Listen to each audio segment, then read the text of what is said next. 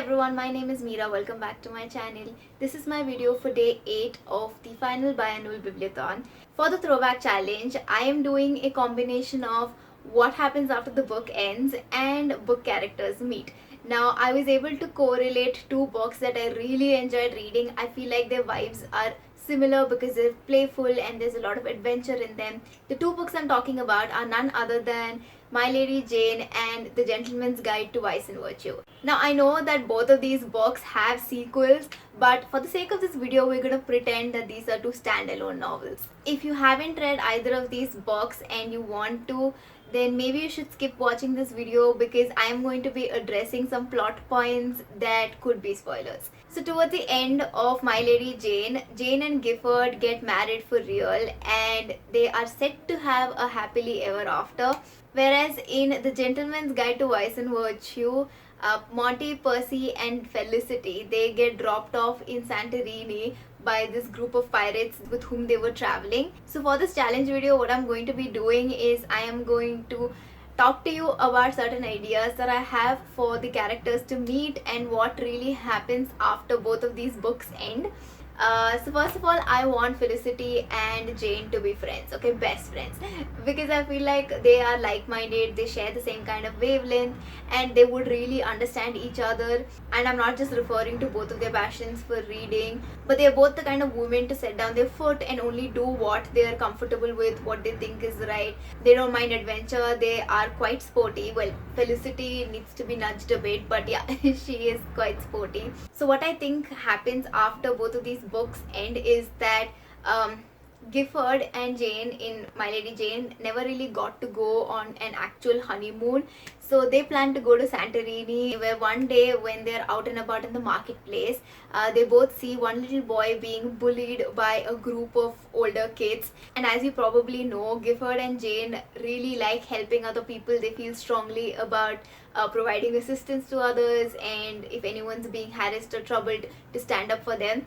So naturally they would step in, they intervene and they save the boy. In the process of the fight that eventually breaks out, Jane turns into a ferret, that is, she assumes the Ethian form, and somehow in between all the chasing around in the marketplace, she happens to fall on Felicity's feet. Now Felicity, as you know, she's a kind of book nerd, so she was walking around with like a tome in her hand and she's caught off guard. She goes to drop the tome on Jane, not knowing that Jane's actually a human, and that's where the two women meet the first time. This happens in an alley, and in order to prevent being stepped on or to have this giant tome of book falling on her, Jane turns back into her human form and Felicity very nearly has a heart attack. But from there on, because of various circumstances, they meet and they sort of get to know each other, they become friends, and I would like to believe that they become fast friends.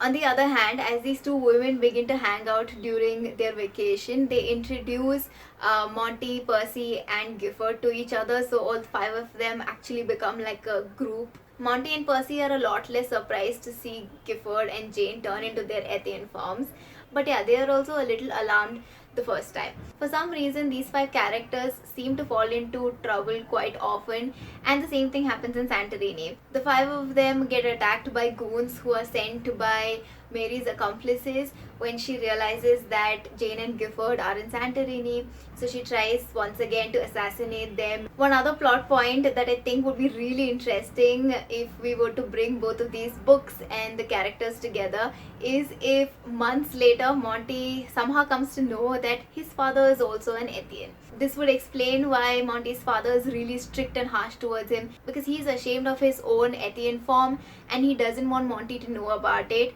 He's afraid that if Monty comes to know about Ethians, then he may think that he himself is an Ethian and try to activate his shape-shifting abilities, and so his father doesn't want that to happen.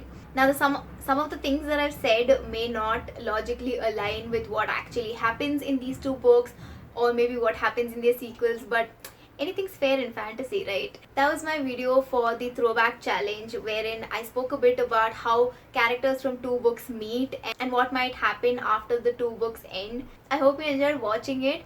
Let me know in the comments if this idea appeals to you or you would read a book which has been written along these lines. I just thought that it would be fun to imagine what kind of scenarios would be possible if characters from The Gentleman's Guide to Vice and Virtue and My Lady Jane were to meet. Tomorrow is the last day of the final biannual bibliothon, and I'll be posting a fun vlog on my channel, so do come back for that. Thank you so much for watching. I'll see you again later. Bye.